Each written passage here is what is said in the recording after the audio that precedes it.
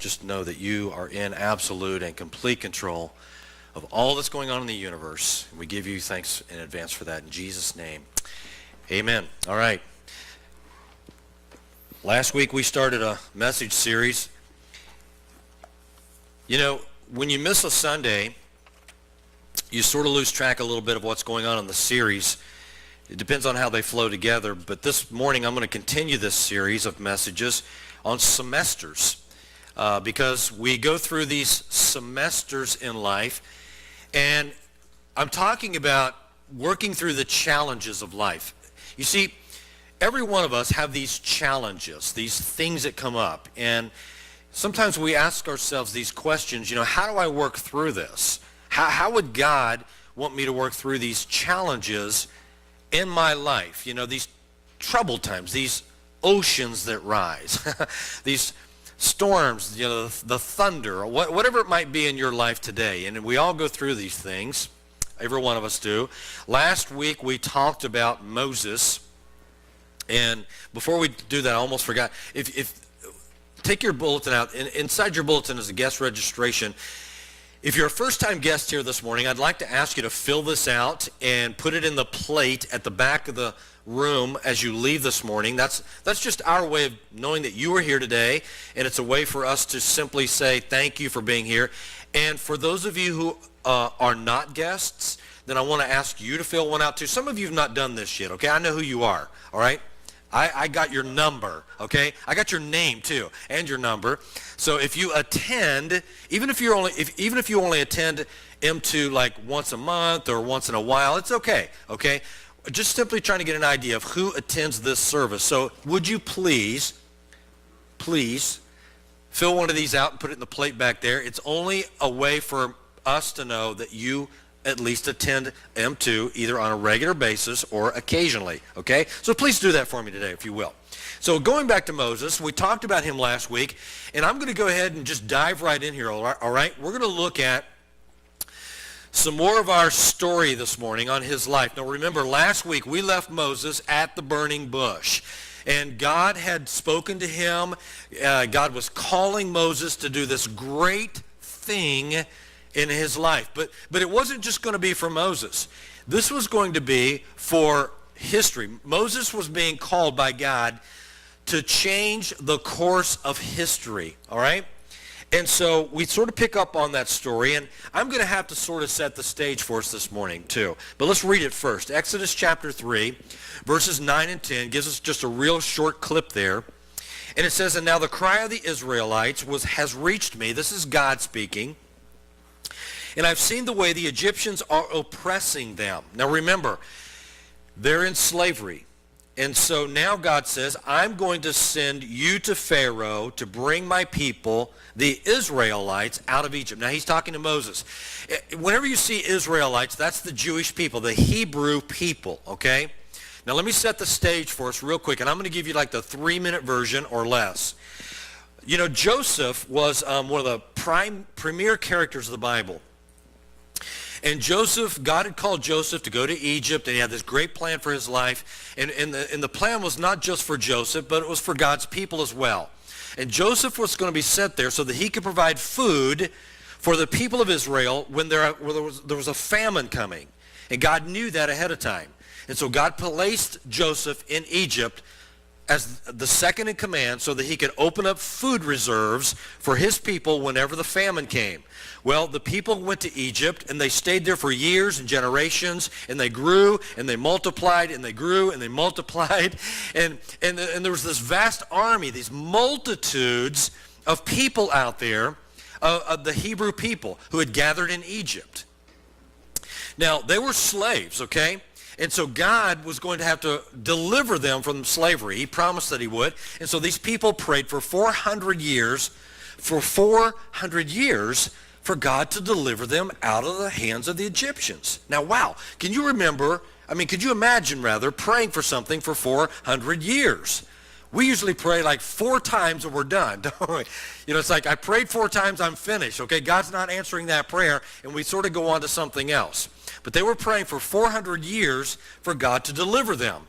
Now, this whole thing with Moses at the burning bush is about God going to the next step in getting his people out of slavery. So he calls Moses from the burning bush, and God's going to give Moses this awesome task of leading his people out of Egypt and moving them toward this land of promise, okay, which is now Israel, all right? So that's kind of the 3-minute version, and there's a lot there that, is still missing. But that was his call in life. Now, when we talk about working through the challenges of our lives, last week I sort of built this foundation with Moses that God was inviting him to this great work. Now, I want you to try to connect this with your own life this morning, okay?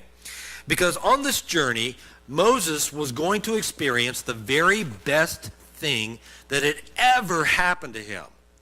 I mean, remember now, he was at one time the prince of Egypt. And now God was calling him to do this thing, and Moses was going to experience something even better than that. But at the same time, Moses was going to be presented with some of the greatest challenges in his life. I mean, he was going to face some things that he had never faced before. There were things waiting for him out there that he could not anticipate. Now get this, guys. I want you to grab this.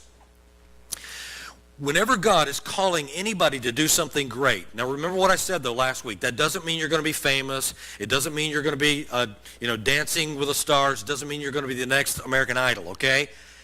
Something great may, no one may ever know it but you, but it's something great in God's eyes.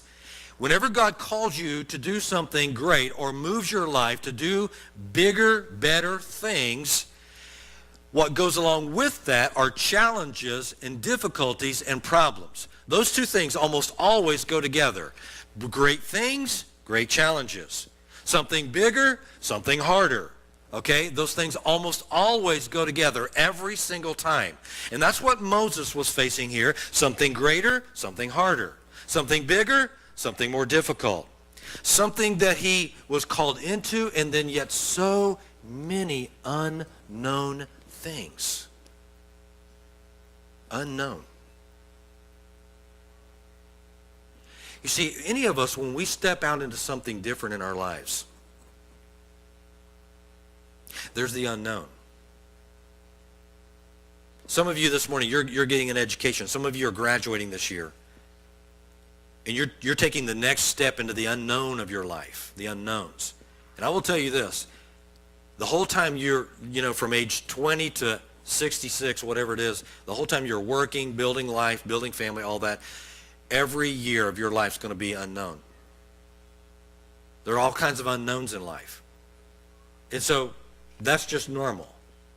So don't think you're alone, or don't think there's something wrong with you because you don't know exactly what's going to happen tomorrow. Moses didn't know that. And so we leave him at the burning bush, and God's calling him to go back now to the Pharaoh of Egypt.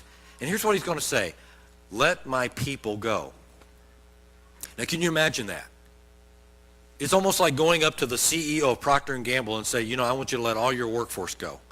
You can still make your product, but I want you to let all the people go.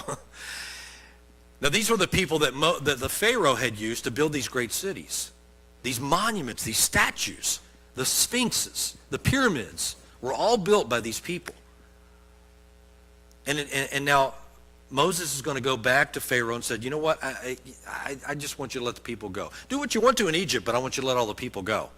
Now, can you imagine what Moses was up against? Like, I can't believe, God, that you're calling me to do this. And sometimes when you feel the Spirit of God in your life and you feel him calling you or moving you, it's almost like, God, I can't believe you would move me or call me to do that. You see, whenever God moves in my life or your life, so often, you know what God does? He moves us and calls us into things that are uncomfortable. Things that just like, that doesn't fit me. Now, not always, but sometimes he does. And so our lives are faced with these challenges that come up. And some of you are facing challenges in your own lives this morning. And so now what does Moses is faced with something here. And I'm going to call this the first semester, okay? Here's our first semester today. Dumping the difficulties. So often, whenever life presents challenges to us on any level, our first reaction to that is to dump the difficulties. You see, we really want life to be as easy and comfortable as possible. And so whenever the challenges, whenever the difficulties or the problems or the unknowns come up, almost our first reaction is to simply say, you know what, I'm just going to dump that. I'm just going to get rid of that. I'm just going to walk away from that. We have this tendency to do that. And so we see that Moses' life is like that as well. Becky and I were, oftentimes when we're out and we don't have time to do anything else, we'll stop and get just a little snack at a restaurant or something like that. And so last week we were doing that. It was a really busy day. And so we stopped into this place just to get like a cup of coffee and just something to eat, just to kind of tide us over. And we sat down, and this young boy came up to us. He was serving us. And I first noticed this kid, just extremely nice, extremely polite, a really good, and it's almost like, somebody under the age of 20 is actually nice and polite, okay? And so it's like, wow, that's the exception. That's what some people think. Now this kid was an African American, and he didn't look like the kind of kid that would be serving food in a restaurant. He looked like somebody that should be in Silicon Valley. I mean, this kid was pretty sharp, wasn't he? And so he walks up to the table, and I noticed he's serving just real kind, just treating everybody like they're kings and queens. And so he walks up to the table, and I asked him a question. I said, hey, man, I said, how long have you been doing this? Because I was curious. He goes, well, I've been doing this for a while. And then he just, without me even asking, he sort of proceeded to tell his story about his life. And he told me that, he said, my life had hit rock bottom. He didn't describe what that was. I sort of knew what that was. And he said, my life just hit rock bottom. I was at the bottom of where I could be in my life. He said, and then I decided that I was going to have to get rid of some things in my life that were dragging me down. He said, there were just things going on, choices that I had made that were destroying my life. He said, and I decided that I was going to get rid of those things in my life and move forward. And he said, I decided I was going to take those hard and difficult and challenging things that were dragging me down and let them be a catalyst for moving my life forward. And I'm intrigued with this kid's story. I mean, here's a guy that's got it together.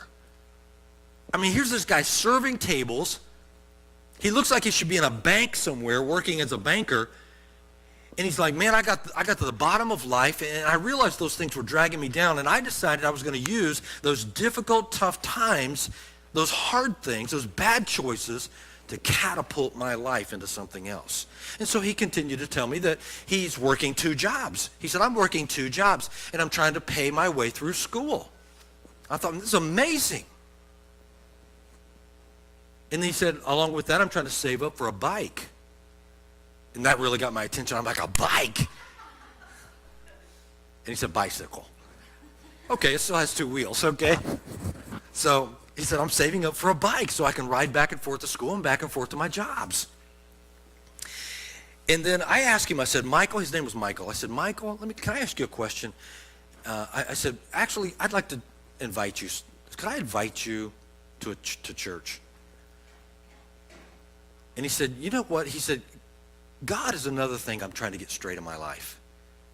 He said, I've never really gone to church. I didn't grow up in church. I really don't know anything about God. He said, but there's something inside me that just tells me that I need God in my life. And I said, well, if you don't mind, could I just invite you to come to our church? I gave him one of my cards. I told him a little bit about what we do here. And I gave him my cell phone number. And I said, hey, Michael, if you don't have your bike yet and you need a ride, give me a call. I'll come get you. And he went on to say, he said, Ron, I believe that everything in this life happens for a reason. He said, I believe that I'm here on this job and I'm talking to you right now for a reason. And he went on to say that, he said, if I wasn't here, I wouldn't have met you. And if the hard things in my life hadn't happened, they would not have led me to better things. You see, the point is this, is that all of these challenges that I have in my life, have had in my life, and that you may have or may have in the future in your life, God doesn't always design those bad things or those challenges, but God can use those things to catapult or to use as a catalyst to move our lives forward. And I want, guys, listen, I want us all to think about that today, that the challenges that you face in your life can be used as great opportunities to move your life forward, to catapult you into an area of your life that you would not go if it wasn't for those challenges. But what we want to do, what we naturally and organically do in our lives sometimes, is we want to dump all the difficulties. You see, every time something tough comes up in our lives, we have this tendency to want to trash that or to dump it or just to get away from it. And what I want to do this morning is challenge us to begin seeing those things, to see those as opportunities that God can use to do amazing things.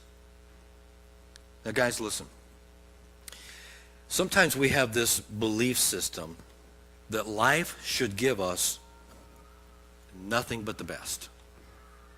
And I don't care whether you're from South Korea, from America, from Arizona, from China, wherever you're from this morning, our cultures are becoming very much the same. We're becoming a global culture. And the culture infiltrates our minds and our hearts with this idea that I deserve the very best. Life should give me the very best of all that has to offer. And when that doesn't happen, what happens is we just get a little bit disillusioned and we want to dump all the things that are not the very best. Now let's look at Moses for a moment, okay? Because that's who we're talking about this morning. Because there's some great things in Moses' life here that we can all learn from. Here's how Moses was seeing this. He was trying to rationalize this call that God was giving him. So let's look at what he says. Moses says this. What if, let's see that slide, guys. What if they do not believe me or listen to me? Now remember, he's going back to Pharaoh and he's saying, hey, listen, the God that you don't know, that God, he said, let my people go. And so Moses is going to have to go back to Pharaoh and tell him that. Now, can you imagine what that would be like? It would be like you going up to the president somewhere or up to some official of some kind and trying to tell them what to do. So Moses says, God, I just thought about something. What if they don't believe me, or what if they don't listen to me? And so he begins to rationally think about this. Now, we do that sometimes with our own difficulties, don't we, guys? This stuff comes up, these challenges, this problem, this whatever it might be, something I don't want in my life, and it's like, what if? What if? And so Moses, some people call these excuses. I think Moses more was trying to rationalize why he shouldn't do this. You see, this is where God really comes into this place of faith. It's like God was trying to teach Moses to have faith in what he was being called to do and what God was going to do through him. Whenever we have these challenges, guys, listen, if we allow ourselves to move into any area of life that's challenged, that has problems in it, or an area of life that might be a little bit difficult, I mean, there is an element of risk, an element of faith, and an element of the unknown. There is. But then sometimes what happens is we live life on these what-ifs. And that's sort of what Moses was beginning to do here. Let me ask you a question this morning. I want you to ask yourself this. Am I the kind of person that always asks, what if? You have a challenge in front of you. Maybe an opportunity that's presented to you. Maybe there's something that you're planning for and there's a little bit of train wreck in there or some problems of some kind. And you ask yourself, well, what if this and what if that? And so Moses sort of began this process asking, well, what about this? What if this? A friend of mine was telling me about a man in his church that he'd been talking to. He had lunch with him one day, and God was clearly calling this guy to do something different with his life. Now, for some of you this morning, it might be, well, what is this whole calling of God thing? It's when you feel something inside your heart. You can't explain it. It's not really a feeling. It's the Spirit of God just moving, and you feel something going on in there. It's God calling you, or something in your mind. You feel God speaking to you in some way, and he does to all of us.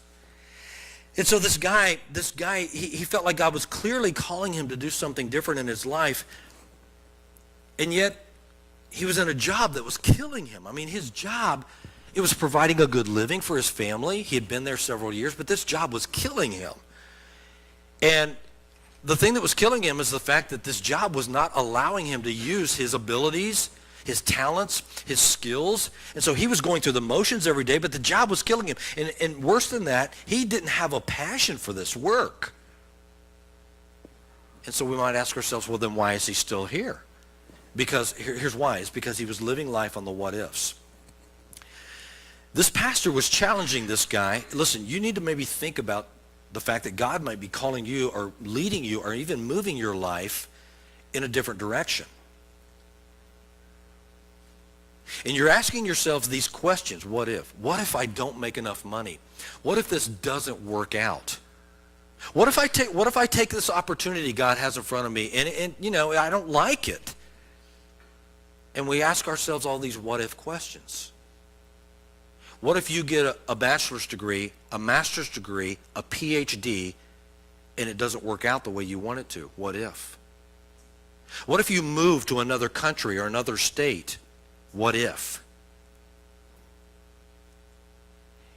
You see, Moses needed to get a peace in his mind and his heart that this was God, and that even though he may have these rational questions, these even legitimate questions, Moses had to realize that God was doing something here, and he was going to simply have to move into it and follow if he wanted to experience what God had. You see, guys, when God is up to something, just because we don't have the answers to all the questions doesn't mean that God's not, doesn't mean that God's not there. Sometimes the real tragedy is this, is we just stay where it's comfortable. Now there are times that we do get peace about that, but let me tell you something.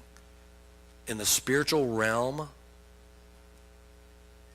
being comfortable can be at times one of the most dangerous places you can be. If you look at the scriptures, God always calls people to the things and the places and the people that are uncomfortable. It's just uncomfortable. And Moses was going to have to accept that. Well, what else does he say? Moses says this, "Oh Lord, I've never been eloquent." First of all, he's like, you know what, God? God, have you not seen this? What if? What if this happens? What if that happens? What? And then he says next, he says, well, God, okay, that one didn't work. You ever use an excuse with somebody and they don't buy it? Huh? Every one of us have. You make an excuse for something and somebody's like, I don't buy that. God wasn't buying it. And so Moses comes up with this next one and he says, oh Lord, I've never been eloquent. I'm not a good speaker. And so Moses thinks that he's trying to convince God that he's not qualified. Have you ever done that? Have you ever tried to make yourself look not qualified? It's like, I'm not qualified. I'm not committed. I'm not experienced. And so it's like, I'm not going to do that until I get qualified, until I get experienced. I remember hiring people for our company. And you get all these resumes, and you pour over these resumes, and you try to analyze them, and you look at all the comments people make. And here's what I've noticed. In the business world, people will generally try to make themselves look better than they are. But in the church, you know what people do? They try to make themselves look worse than they are. Because they don't want to do anything. And it's like, I'm not qualified. I'm not committed. I don't have the experience. Well, here's how this works. You're not going to get qualified until you get the training, and then when you get the training, then you get the experience, and when you get the experience, then you can do the job. That's how it works. And so Moses was saying, I'm not a good speaker. And God's like, well, you know what, Moses? This isn't about you. This is about me. You don't need to be a good speaker. I'm the voice. That's what God was saying. And guys, listen, when God's calling you, when God is giving you an opportunity to do something in his work, the worst thing in the world that me or you can do is make excuses for it. Listen, let me tell you this about myself, okay? I'm certainly no example for anybody to follow, but I have been down through life's road just a couple of years. When I was 22 years old, I had been a Christian for like 3 years. In our church, approached me, the church I was attending at that time, this is the church I grew up in. A church approached me and asked me to consider becoming an ordained deacon in the church. And I prayed through that, and they prayed through that, I was an ordained deacon in the church at age 22. And I found myself ministering to and praying with and talking about people's problems that were 3 times older than me. I mean, that was uncomfortable at 22, sitting down with a 60-year-old talking about their problems. I was like, you should know more about this than me. But I didn't want to be afraid to jump in there and do what God was calling me to do. And so Moses had all this fear in his life. Well, you know what? Listen, young people, let me tell you something. You're absolutely going to have to lead the church tomorrow, the next day, the next years, the next decade. You're going to have to do that. You're going to have to let God raise you up, train you, qualify you, and learn how to lead the church. You're going to have to do that. And Moses was going to have to lead the people out of Egypt. Third thing is this. Moses said, "Oh Lord, please send God, please send somebody else to do this." And I almost imagine Moses getting on his knees. God, please send somebody else to do this. I don't want to do. And I can almost imagine Moses doing that. And sometimes whenever God gives us these opportunities, we do the same thing, guys, don't we? God, would you get somebody else to do it?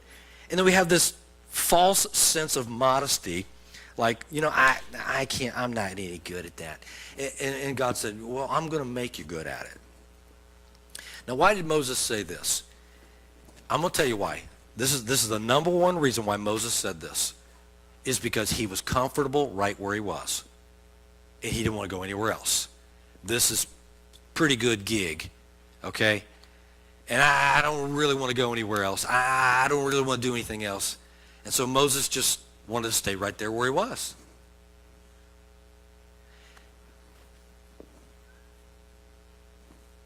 God gets somebody else to do it. Sometimes we can confuse comfort with calling, and we think that if I'm in the place where God wants me to be, my life's just going to click. It's going to flow together. It's just going to be like a chocolate river flowing over a fall. That could be true, but that could also be the worst place in the world you could ever find yourself, the place of being comfortable. Well, God sent Moses this Evite and asked him to join him in this great work that he was doing, leading his people out of Egypt. God will use every one of our reasons not to do something to actually bless us to do something greater if we just will. Have you ever tried that? He really will. God will do something greater, better in your life if you just will. I often think back 4.5 years ago when I came here, the guys first approached me about coming to Power Mission Church, and I was like, you know what, I don't want to do that. And it wasn't because I thought I was better, or it wasn't because I thought, I can do, it wasn't that at all. It was like, man, that's just an uncomfortable place for me to be. How's that going to work? And then when I look back over 4.5 years, and I look at the approximately 120 plus people have attended this service in 4.5 years from 10 different countries. Listen to that, guys. Listen to the greatness of that. This church, this ministry, has touched people that are all over the world right now. That is awesome. Don't you guys think that's awesome? You guys think that's awesome? I don't believe you. Do you think it's awesome? I do. And then I think about, you didn't want to do that, and God's like, yeah, you're going to do that. And I'm like, nah. And then I really didn't have a choice. You know why? Because Pastor Moses and Elder An prayed me in here. And I was like, somebody told me that once, that Pastor Moses and the guys just prayed you in there. So I was like, okay, I didn't have a choice. But Moses didn't really have a choice either. Guys, God will give you everything you need to believe when he's calling you to do something. All you need to do is just believe it. Exodus chapter 4, verse 5, God was saying, this is so they may believe. And what God did with Moses at that point, you know what he did? You can look at it for yourself. Look at chapter 4. God was trying to show Moses, okay, you got all these rational reasons why you shouldn't do this. Let me show you a couple of things. And so God gives him a staff. He says, throw the staff on the ground. He does, and the staff turns to a snake. And God says, Moses, pick it up. And so Moses picks it up, and the snake turns back into a staff. Pretty cool. Golf clap for that one, God's like.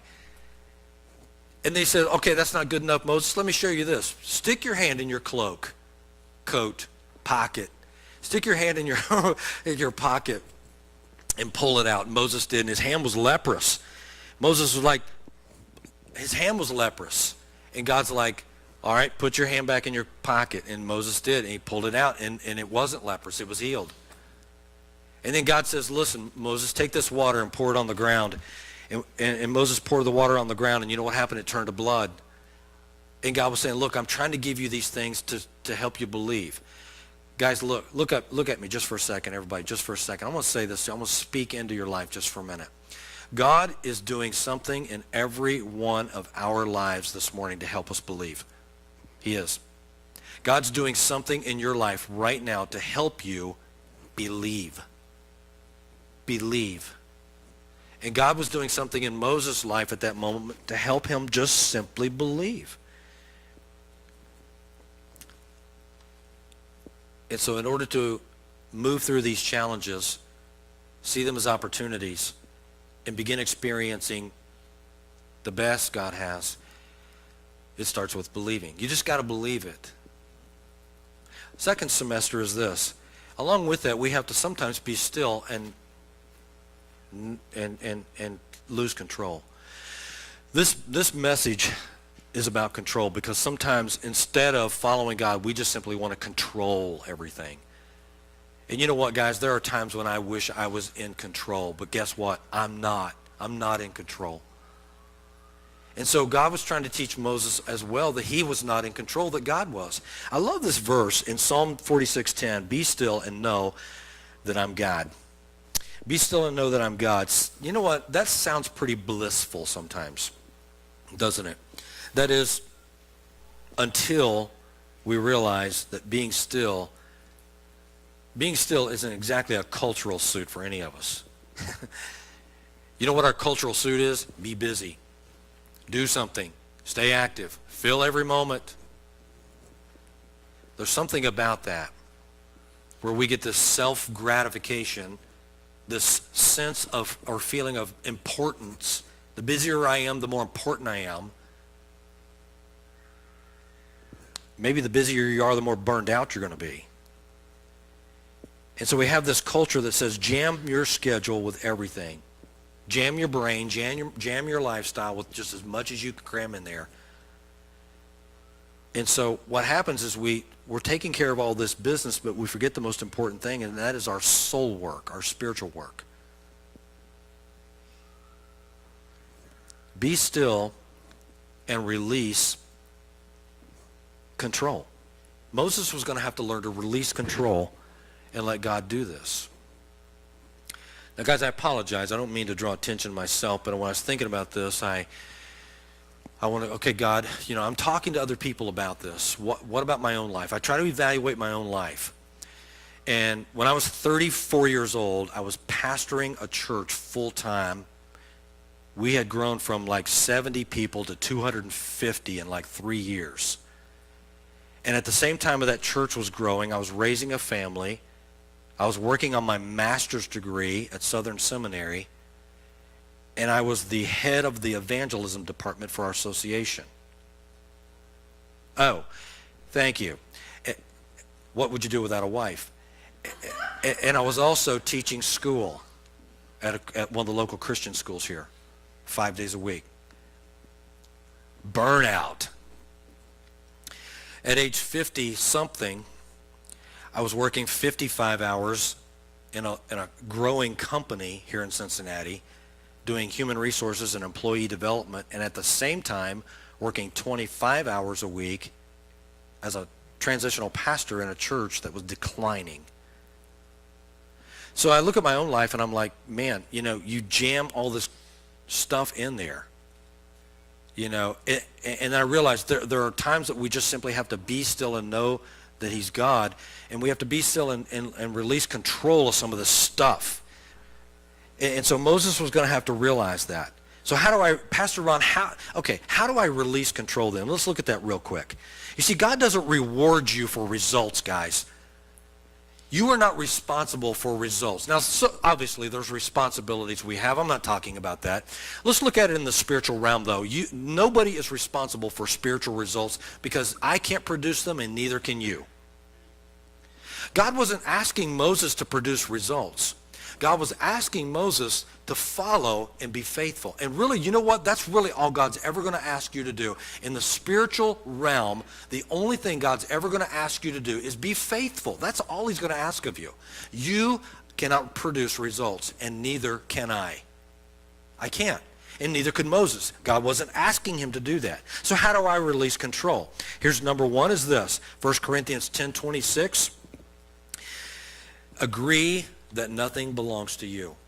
Man, this was really hard for me. It took me a long time to get to this place that even though I may have a house, cars, motorcycle, whatever it might be, none of it's mine. Yeah, my name's on the title, whatever, but it's really not mine. I come to the place where God, all of this is yours. Now look at this verse. The earth is the Lord's and everything in it. You see, that's a spiritual thing to get to that place in your life. God, I just believe that everything in the earth is yours and all that's in it. Everything that you have allowed me to be the steward of is not mine, it's yours. It's yours, God. And so that will give you an enormous amount of release and peace in your life when you get to that place. This isn't mine. This is yours, God. I'm just a steward of it. I'm just the manager. And so you have to agree that nothing belongs to you. Well, the second thing is to believe God is not holding out on you. Listen, guys, we often think that God is like holding out. God's just, he's wrapped all that up. He's got it in his pocket. He's not going to give it to me. He's not doing it. That's not true. God is not holding out on you. You see, Moses may have said, man, what if I go to Egypt and God holds out? He tricks me.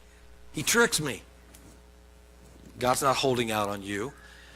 I love this. Psalm 84:11. No good thing does he withhold from those who walk in blamelessness. You know what he's saying? If you will do the best you can with my help to live for me, to walk with me, to allow me to have some control in your life, to move you into good, better, and best places in your life, I will not withhold good things from you. I will not do that. God wants to give you good things. God wants to give you best things. He wants to give you better things. And that requires faithfulness and following. God will take care of the results. Let's look at the last thing this morning.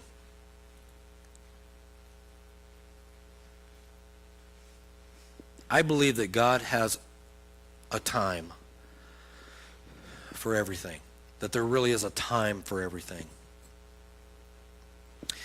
This friend of mine is a really good manager of finances. I don't want to say money, just finances. And he was telling me about this time he had all this cash laying around. And God wanted him to do something with that money. And he was like, that's mine. It's mine money. And God just kept impressing on his heart to give some of that to something. And listen, it wasn't like God needed the money, okay? God doesn't need the money. But it's like he was saying, he was just impressing on this guy's heart. This guy struggled with it. And finally he decided, okay, you know what? God owns it all anyway. This is a real struggle for me, but I'm just going to let some of this go. And so he let some of that go. And almost immediately, his wife got a raise on her job that made up for the exact amount that he gave away. Now listen, guys, that's not me telling you some prosperity gospel thing, okay? Here's the point of why I'm telling you that.